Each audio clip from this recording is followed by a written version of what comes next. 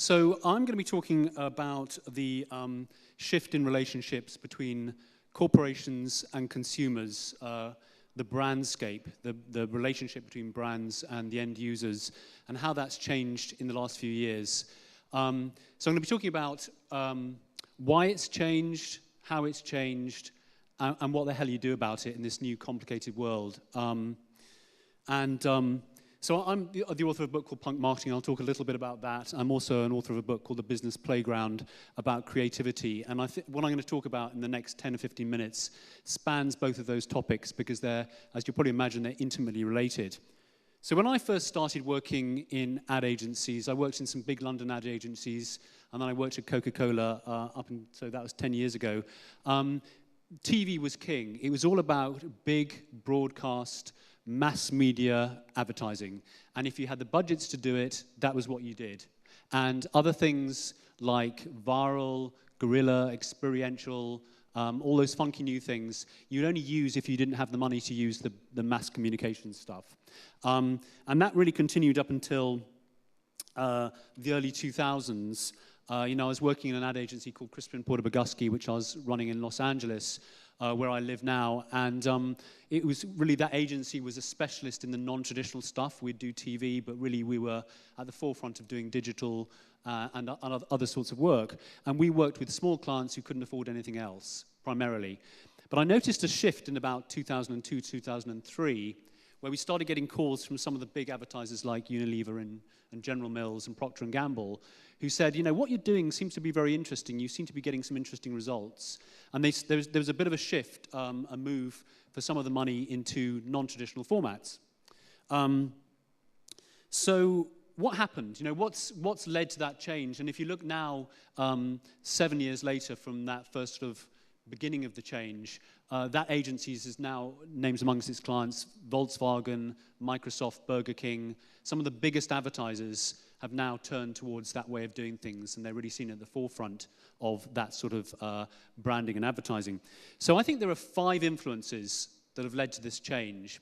The first one is media fragmentation. If you can try next slide, please. So if you look at about sort of 10, 15 years ago, there were very few media choices. Your media plan looked something like this, where TV was going to be at the top of it, and in the US you've got cable TV and network TV. In other markets you might just have TV, and then there'll be some other bits and pieces. And about 10 or 12 years ago, you could reach 80% of 18 to 49-year-old women with 3 TV spots. You could show one ad 3 times, and you'd reach 80% of that audience. 5 years later, you'd have to run the same spot 97 times. So that just shows people are consuming a particular media less and less and less, or a particular channel of that media less and less and less. So if you look at, next slide, please. If you look at the situation, so next one. So if you look at the situation now, you'll see the sort of growth of people's use of media on a weekly basis, and some of this projects up until 2020. And you'll see that TV, analog, and digital plays a big role and continuing to big role. And if you look at the figures, people still watch just as much as TV as they ever did. But you'll see this sort of creep of other types of media, not least of all is the internet, which is sort of a big rise from the early 2000s. So if you look at the hub now, next slide, please. It looks something like that. There's tons and tons and tons of different things, of choices of ways to reach people. And of course, this is just a small selection of them. You could put a ton of other things on there as well. And some of those things are huge, like Facebook and Twitter. MySpace losing in significance. There are some things that are still a little bit low-key. I was looking at the stats of Second Life today. Everyone remember Second Life? 3 years ago, it was the next big thing, which carried on for about a year. And then if you look at the figures and audience figures now, it's really, really dropped off. So that was one of those blips. I don't think the same could be said of Twitter and Facebook, but I'm sure there are many other media we're looking at now and thinking, is that it? Is that the next big thing? Is that the one I should be putting my money towards? Or is something else coming along? So the first influence on this changing relationship is media fragmentation. And a new media format, as I say, is being created pretty much every day. So the next one is, next slide, please. And by the way, even if you can reach somebody through one of these media, the chances are that they're doing something else at the same time.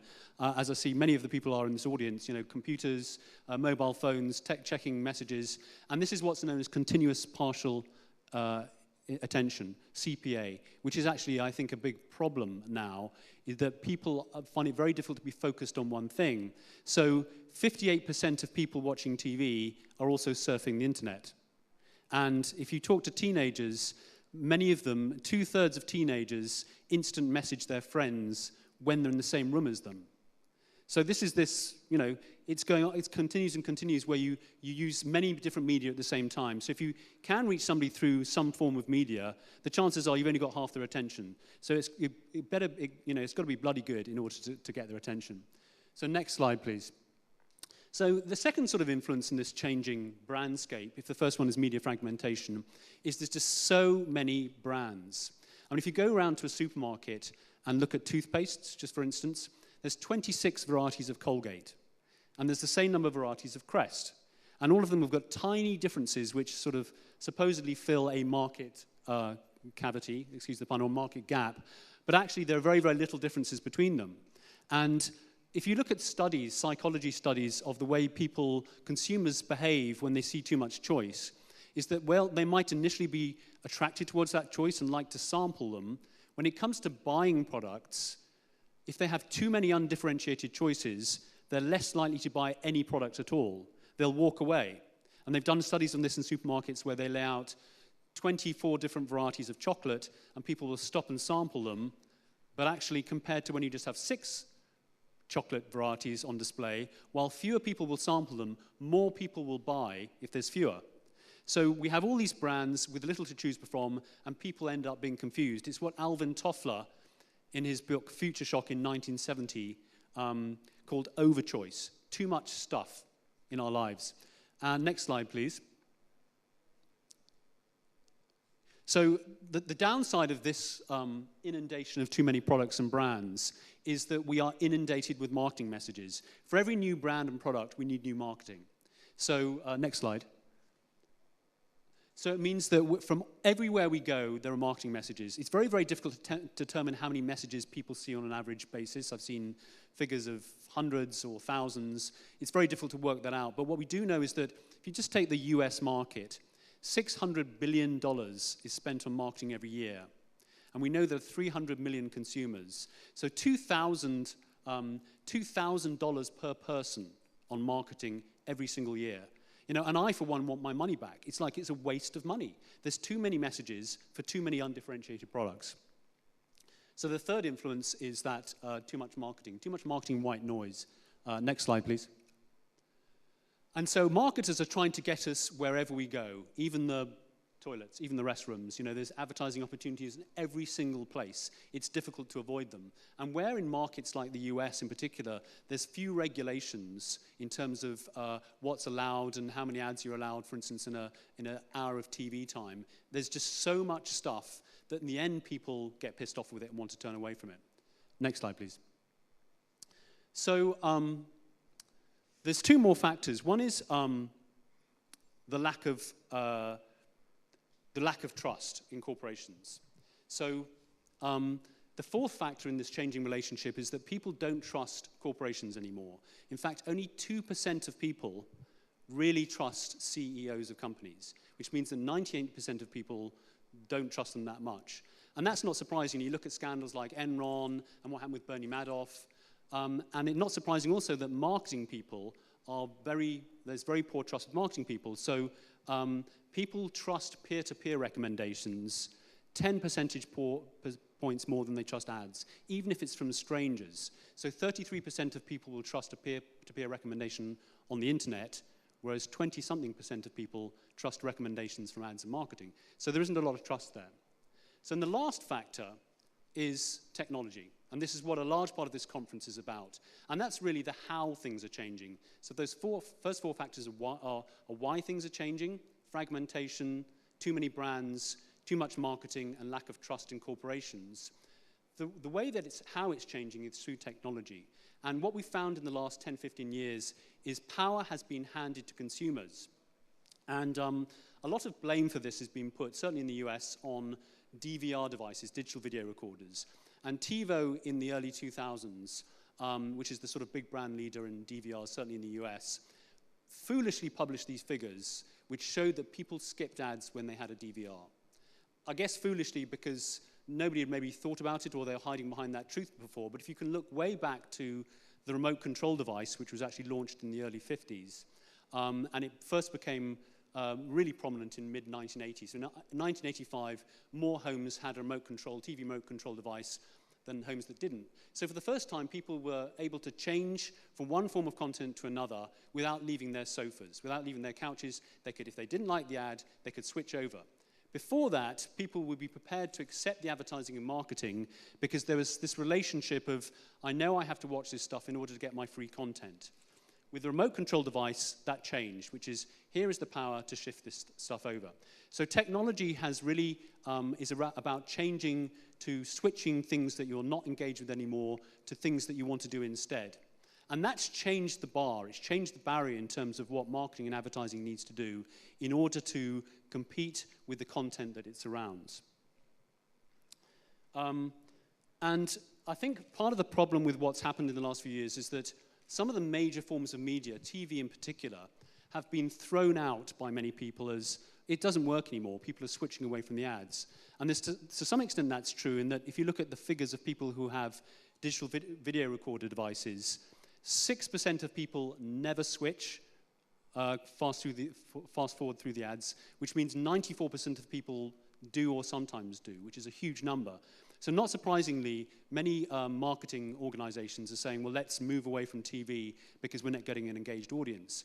But it's not, TV advertising is not the problem. The problem is bad advertising.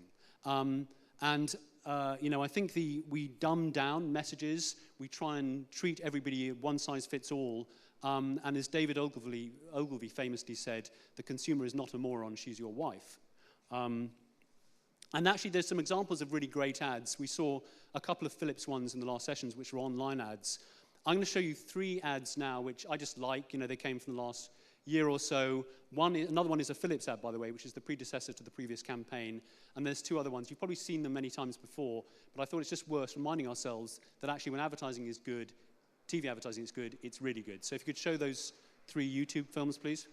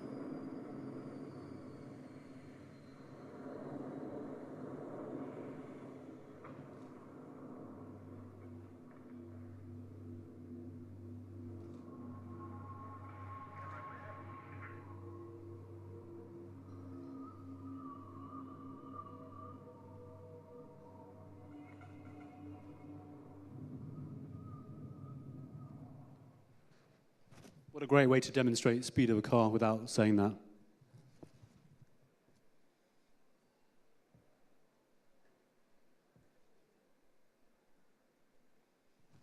I saw it creeping over from the left. There it is. Has everyone seen this ad? This Philips carousel ad?